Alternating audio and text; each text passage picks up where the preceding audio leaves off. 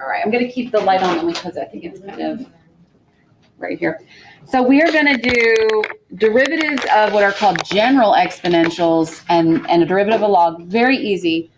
Normally what I do is I give you the rule right now. I'm just like, here's the rule, but I'm going to do something and you're not going to love it, but it's what they do in actual calculus, kiddos, is they actually show you how the derivative was derived, how it was brought forth. So we've done derivatives on e to the x. Would you all agree? What was the derivative of e to the x? E to the x, okay? E to the u times the chain, okay?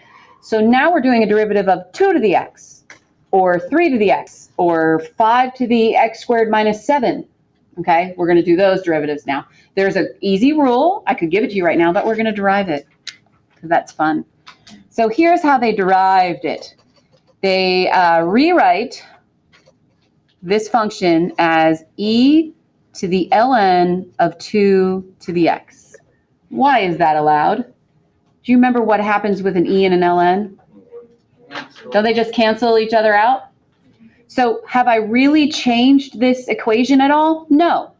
I've just added something. In mathematics, you are allowed to manipulate an equation as long as it stays equivalent to the original one. That's why when we deal with fractions, we can multiply the top and the bottom by 3. It seems to change the equation, but it really doesn't. It stays mathematically equivalent, okay? So there's e to the ln of 2x. And why did I do that? Well, because I know the rule for e. I know the derivative of e, don't I? You all should know the derivative. So this is really an e to the u problem. And like I said, I know the derivative of e to the u, which is e to the u times the chain, right? We've done that. All right, now let's talk about this u. What is this u? So here's what my u is. My u is ln of 2 to the x. And we're working with logs or ln's. What do I always do with that x power? Where do I put it? Bring it to the front. So really, this is x times the ln of 2. Now this is where mathematics can get confusing because it has so many letters and things. The ln of 2 is a number. Would you all agree to that? It's like me saying, okay, guys, I have up here 5x or 2x or 7x. And if I said to you, what would be the derivative of that? What would be the derivative of, let me just say 7x. You all know it would be 7. If I said, what's the derivative of, if it was 2x, you would say 2. What if I said, what's the derivative of ln 2 and an x? What would the derivative be? ln 2. Because this is a coefficient times x. And the derivative of a coefficient with an x next to it is just the coefficient. If you are at a loss right now, that's fine. Don't freak out. I'm going to give you a rule in a minute. But this is for those people who are really striving to think higher and are going to be in my engineering part here. But this is where this is developed from. So now that I've got that, I'm going to replace it. So this would be e to the ln of 2 to the x times the chain, which is ln 2. Right? I just replaced it. And now I'm actually going to cancel it back out. So my final answer is that. That is my derivative. Now, we are going to make a general rule for any base. For any base 2, base 6, base 7, whatever. And you're going to write this down. And this is what I could have given you first, but I just wanted to show you how it was derived. The derivative of any base a to an x power. Any base a to an x power is the following. So here was my original, 2 to the x. Here's my derivative. Could you tell me what did I do to go from here to here? I put an ln of the base, and what else did I write? I just wrote it again, didn't I? And don't I always do that with e's anyway? Don't I always just write them again? So how would I write the general rule if it was a to the x? What would I write here? A to the x, ln of a. There you go. That's the general rule. Well, what if it was a u? Well, nothing truly changes. You just add an extra thing. you would write it as a to the u, ln of a, and what would be the extra thing that you would attach? Times the u prime. That's exactly it.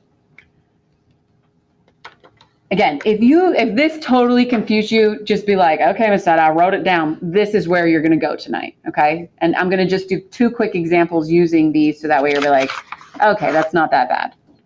So let's find the derivative of y equals 7 to the x. And then let's find the derivative of y equals, let's do a u, 3 to the 2x minus 5. I won't go crazy, okay? So now using the rule, let's see if we can actually find the derivative. It's really not hard, and this is how it'll be on homework tonight, honestly.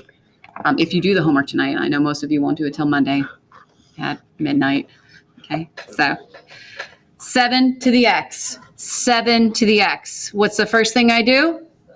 7 to the x, write it again, okay? And then I put ln of what? Done. That's the derivative. That's how hard homework will be tonight. I know you're crying.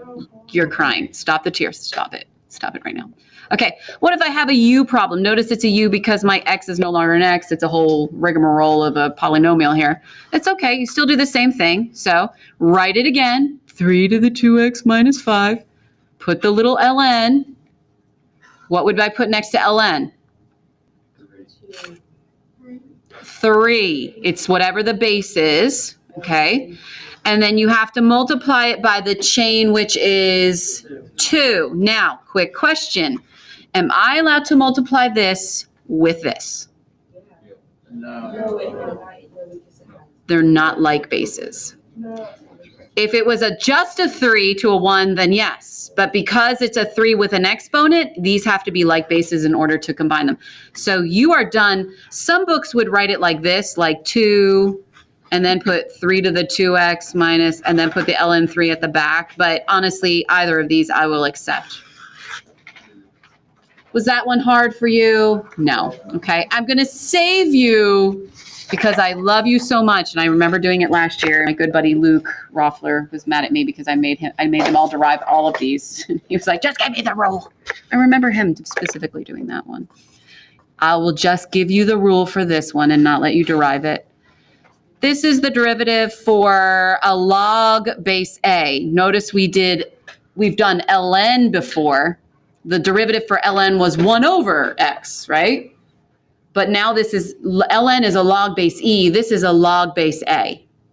And I could derive this for you, but I'm not going to because I'm a kind person. I'm just going to give you the rule. It's pretty easy, though.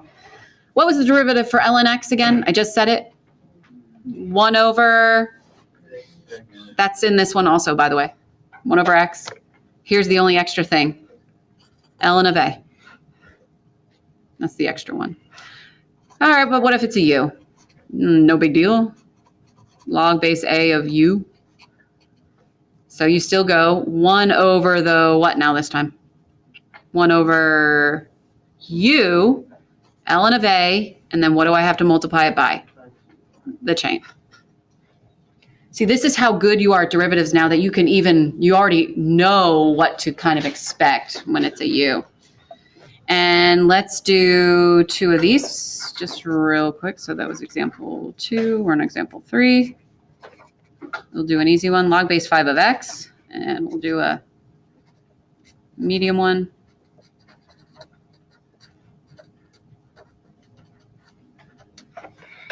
And then I got one more.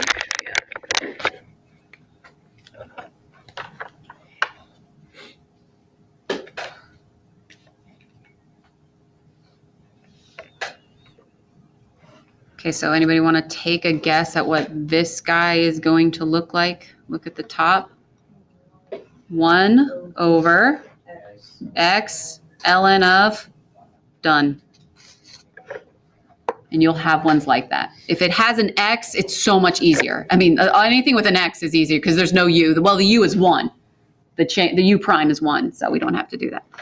This one, a little bit extra stuff. And again, always, always, always, when you're working with logs and ln's, you see this power right here. Where should that really go? Pull it to the front. So 5 log base 7 of 6x to the 4th plus 3. Okay, so that's really why. When I take the derivative, any coefficient, whether it's a 5, whether it's an ln of 2, it just gets attached. So I'm just going to put 5 here times.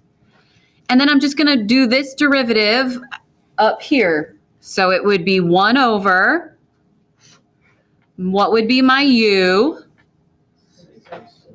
Okay, let's put it in parentheses, 6x to the 4th plus 3. ln of what would be my a, 7. And then what would be the chain that I would multiply by?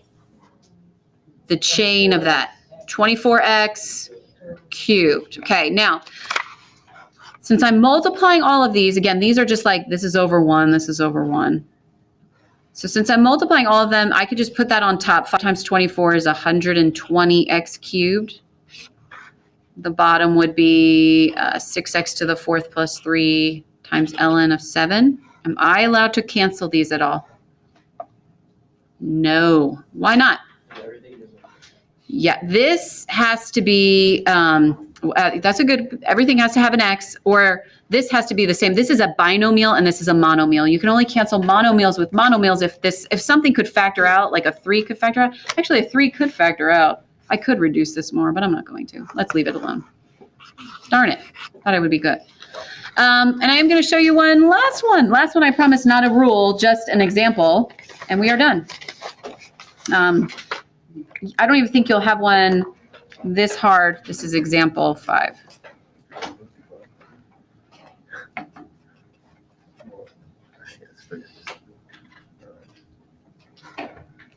Just want to show you a quotient rule that uses the rule we just used. How do I know it's a quotient rule? Because it's a quotient.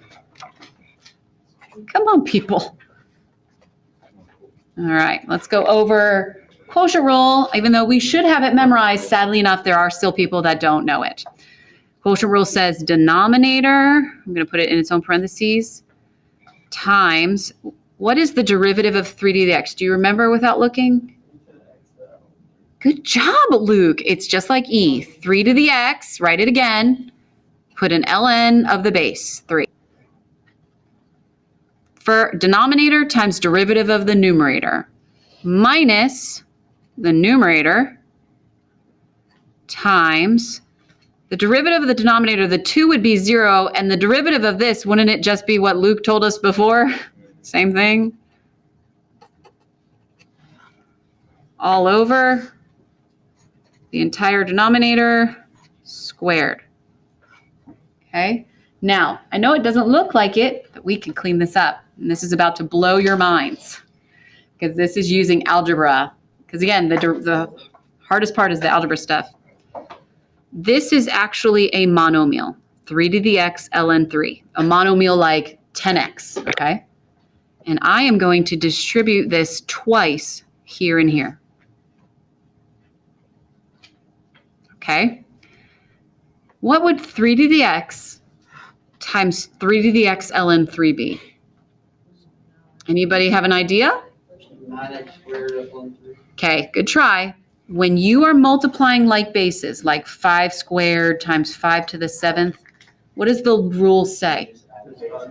You keep the base, you don't change the base, but you add the exponents, agreed? So this would be 3 to the 2x, and then the ln 3 would just come next to it. What would this one be? Am I allowed to multiply the 2 with the 3x? No. Am I allowed to multiply this 2 with this ln 3? No. You actually just write plus 2 times 3 to the x ln 3. That's all you can write. All right, and now we'll do this one. This is a monomial. This is actually a monomial. And you would only have to multiply it once together. Isn't this the same as what we just did here with a different sign though? So it would be minus 3 to the 2x again, ln 3. Yes, so what would cancel out? Yep. And your final answer would be 2 times 3 to the x ln 3 over all of that squared. Don't you feel brilliant? Brilliant. If you don't, it's okay. I think you're brilliant. That's all that matters. Okay, here's your homework.